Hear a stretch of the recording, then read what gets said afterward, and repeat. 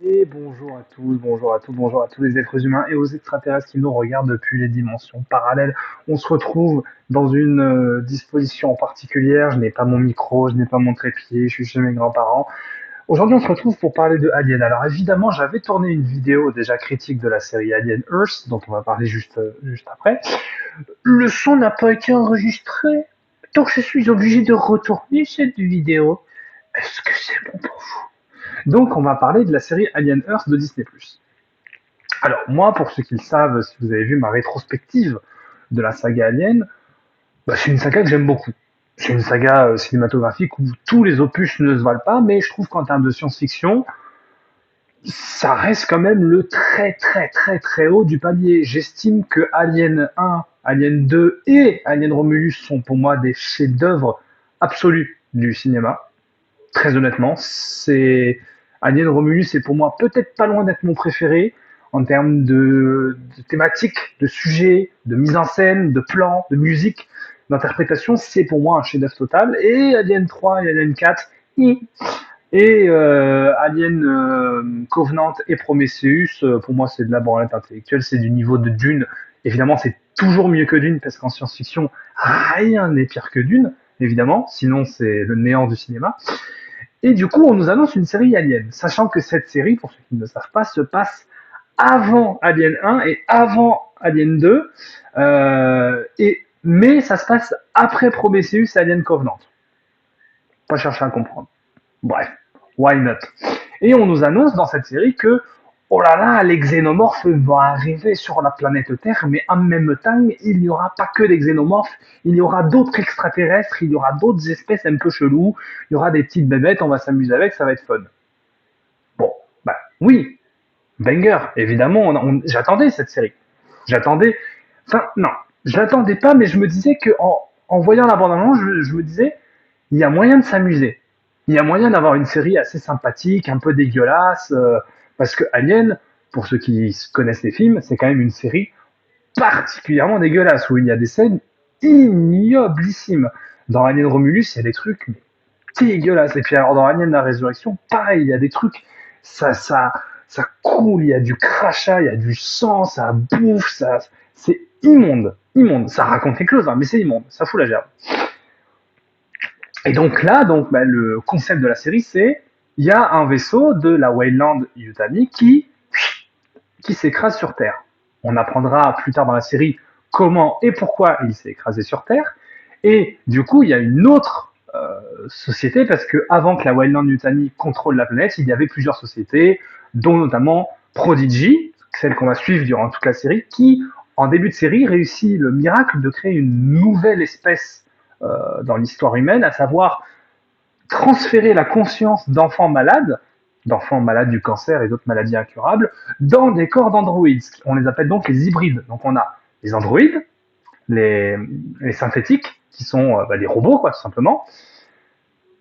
Les cyborgs, comme Moreau de la Weyland Yutani, qui sont des gens humains avec des prothèses robotiques, et ceux que Boy Cavalier appelle les enfants perdus, à savoir des enfants transférés dans des corps de synthétiques. Bon. Et cette série n'est pas totalement ratée, mais elle n'est pas non plus totalement réussie. Je vais commencer par ce qu'il y a de réussi. Je trouve que le personnage du chef de Prodigy, du PDG de Prodigy, à savoir Boy Cavalier, est un bon personnage. Bien interprété, à moitié fou, à moitié scientifique, il veut faire des expériences sur les aliens, il veut tenter des trucs, c'est lui qui a créé les synthétiques, et en même temps, il est manipulateur, il est sournois. On a le personnage aussi de son bras droit, enfin de son chef de la sécurité, le personnage de Timothy Olyphant, je sais plus comment il s'appelle, qui est un synthétique, qui lui aussi, on ne sait pas trop en fait, il est mystérieux, on ne sait pas si c'est un agent double, parce qu'à un moment donné, il aide Harouche, donc on ne comprend pas pourquoi. Si c'est un agent triple, on ne sait pas s'il bosse que pour Prodigy ou s'il bosse pour d'autres entreprises. On a le personnage de Moreau aussi, qui est le seul survivant du vaisseau qui s'est craché, qui lui tente par tous les moyens de récupérer les spécimens aliens. Et voilà. Voilà, c'est tout. On a des décors plus ou moins soignés, plus ou moins beaux. On a des effets spéciaux qui tiennent la route. Honnêtement, c'est pas moche. La mise en scène est plutôt pas dégueu, pour être très honnête. Ça s'arrête là.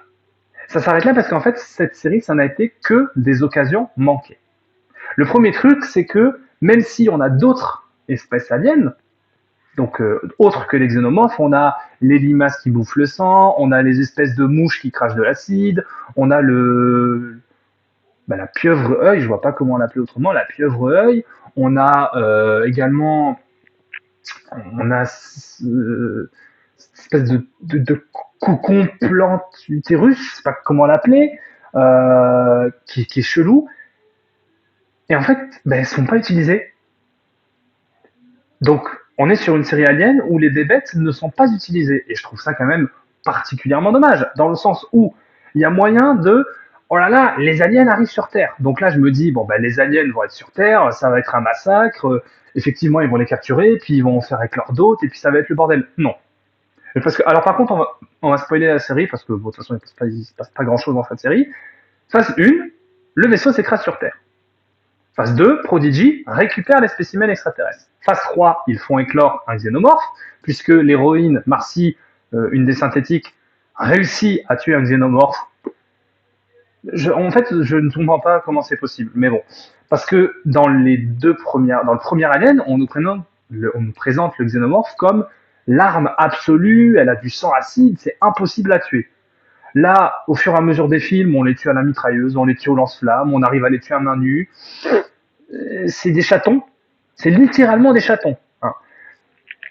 Et puis, même le meilleur épisode de la série étant bien entendu l'épisode dans le vaisseau, où on nous explique que le vaisseau a été saboté, qu'il s'écrase sur Terre à cause d'un sabotage, et que du coup, Moreau, le cyborg, par ordre de la Weyland-Yutani, va tuer, en tout cas laisser mourir tous ses partenaires, tous ses coéquipiers un par un, pour finir par survivre dans une capsule de sauvetage, et tenter de récupérer les xénomorphes et les autres espèces aliens. Une fois que les espèces aliens sont récupérées par Prodigy, on les met dans des laboratoires, on n'en fait rien. Mais rien, rien, rien, rien. Et pourtant, il y avait des pistes. Hein. Il y avait des pistes assez intéressantes. Les espèces de limaces sangsues qui sucent le sang, on les voit une fois qu'ils tuent des gens, on les voit plus. Les mouches, les espèces de mouches bizarres qui crachent du sang, enfin qui crachent de l'acide, on les met dans une cage, elles font un nid, tue un robot, fin d'histoire.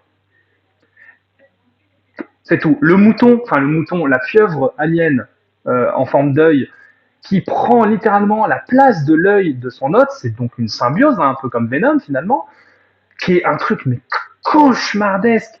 À un moment donné, dans l'avant-dernier épisode, ils étaient en mode putain, faut qu'on mette cette pieuvre dans un corps humain pour qu'elle puisse nous parler, qu'on puisse communiquer avec elle. J'étais en mode, les gars, c'est une idée immonde, mais c'est hyper intéressant de pouvoir communiquer avec un alien. Abandonné. Cette idée est abandonnée, cette idée n'aura jamais lieu. Donc ça, voilà. Le xénomorphe, donc Marcy réussit à tuer un xénomorphe. Ils réussissent à récupérer des œufs, vous savez, des œufs qui ont des facehuggers. Les facehuggers, c'est ce qui se met sur ta tête et qui pond des œufs à l'intérieur de toi. Ils réussissent à récupérer une larve de xénomorphe et à le mettre dans un poumon pour les faire grandir. Le xénomorphe éclot. Marcy, par on ne sait comment, réussit du coup à parler, en tout cas à communiquer avec le xénomorphe. Donc là, on se dit, il y a une piste intéressante, parce que depuis des années, les aliens, ils n'ont pas d'œil, ils n'ont pas de langage, ils ne communiquent pas. On nous dit qu'ils ont une forme d'intelligence subliminale, que c'est la meilleure espèce de l'humanité, et que voilà. Et là, on nous dit qu'on peut communiquer avec eux. C'est intéressant. On se dit, putain, ça peut être cool.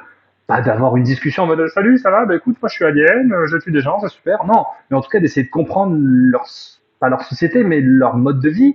Qu'est-ce que les aliens? Pourquoi? Où? Comment? Voilà. Et en fait, non. Et en fait, non. Cette série n'aura été que des portes ouvertes qui ne seront jamais ouvertes.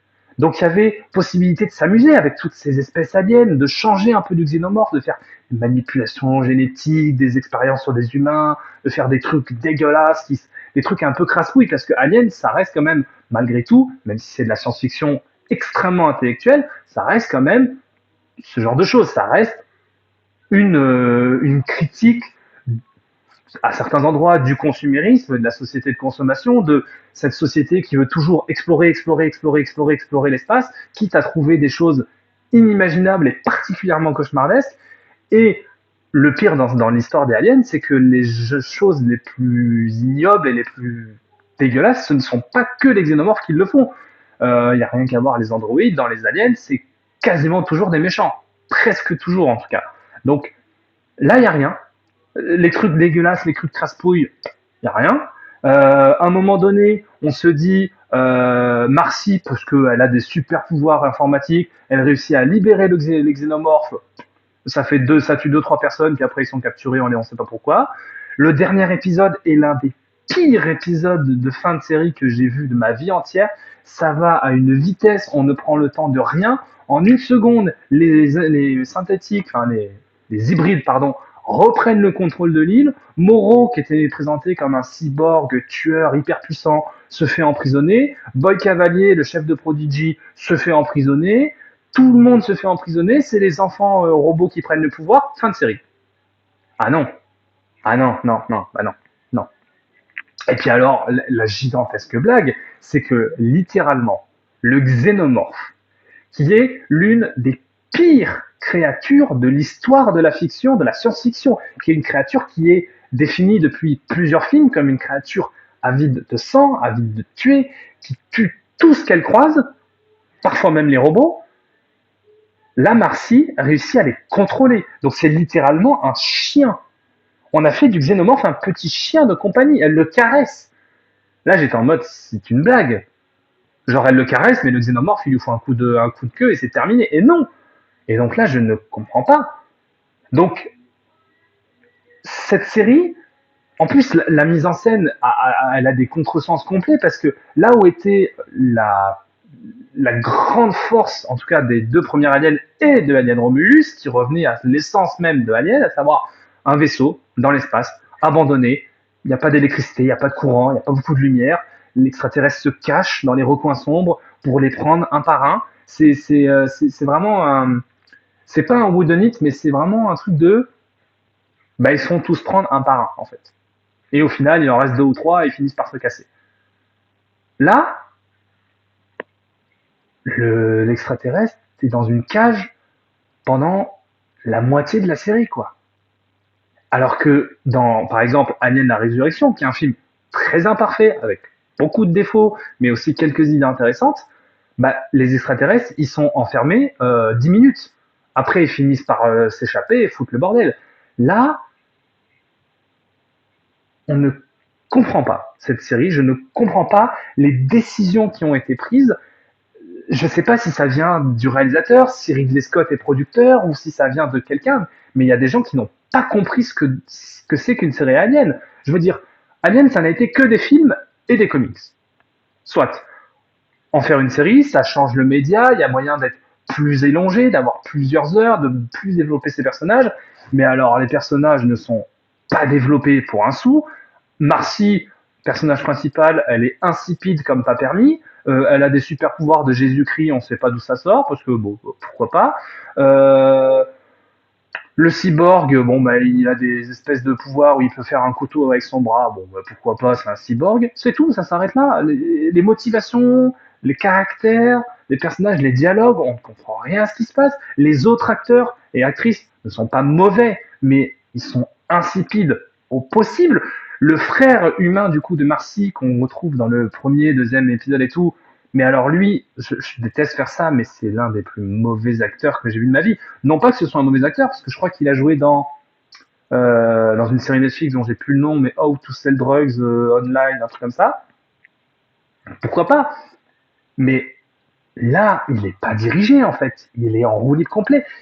En fait, le problème c'est que à part les deux, trois personnages que je vous ai cités qui sont plutôt bien joués, plutôt bien caractérisés, assez intéressants à suivre, bah, tout le reste, ils sont pas développés, pas intéressants, et puis alors les acteurs et actrices rendent ça insipide. Alors certes, ils sont pas aidés parce que leurs dialogues sont d'une pauvreté, mais en fait, cette série, ça aurait été un concept qui était hyper intéressant, qui n'était pas révolutionnaire du genre du film d'Alien, ou en tout cas de la saga Alien, mais il y avait moyen de faire un truc dégueulasse, avec du sang, de la mort, des trucs ignobles, le concept de cette pieuvre qui rentre dans l'œil des corps qu'elle habite, c'est terrifiant. Il y avait moyen de faire un truc ignoble avec cette pieuvre qui va de corps en corps et qui essaye de se fondre, même les mouches qui crachent de l'acide. Enfin, hyper intéressant. Et rien. Je trouve ça dommage. Je trouve ça dommage en fait. Donc, et puis le xénomorphe qui se transforme en chien, littéralement en chien de compagnie. Faudrait penser à aller se faire foutre à un moment donné. Donc, la fin de saison est déceptive. La mise en scène ne raconte rien. Oui, c'est visuellement beau, les décors sont soignés parce qu'il y a de la thune et les gens qui sont à la caméra, c'est pas des branquignoles. Mais c'est toute la différence entre une mise en scène belle et une mise en scène qui raconte quelque chose. T'es pas obligé de faire des styles et des effets de mise en scène dans tous les sens si tu sais ce que tu veux raconter et si tu sais où tu vas. C'est comme Dune. Par exemple, Dune, il y a une mise en scène qui ne raconte rien et qui n'est pas belle. Vous voyez ce que je veux dire? Bah, c'est pareil. Hein. Alors évidemment, Alien Earth, ça reste toujours 14 millions de niveaux au-dessus de la saga Dune. Parce que la saga Dune, autant le film que la série, bah alors la série c'est une catastrophe, mais à des niveaux stratosphériques. J'ai pas vu un seul épisode, hein, je précise. Mais bref. Donc Alien Earth, c'est une petite déception. Pour moi, je mets 5 sur 10 parce qu'il y a deux trois trucs et deux effets un peu crasse-pouille, mais je trouve que c'est une occasion manquée. Je trouve que c'est dommage. Moi qui suis fan de Alien, je trouve ça dommage. J'espère que Alien Romulus 2, parce qu'il va y avoir une suite, sera en tout cas aussi intéressant que le premier, ou en tout cas assez cool à suivre. Et on espère, mais pour le coup, c'est dommage, quoi. C'est dommage. Voilà. C'était Captain Hellboy. On se dit à bientôt pour de nouvelles vidéos.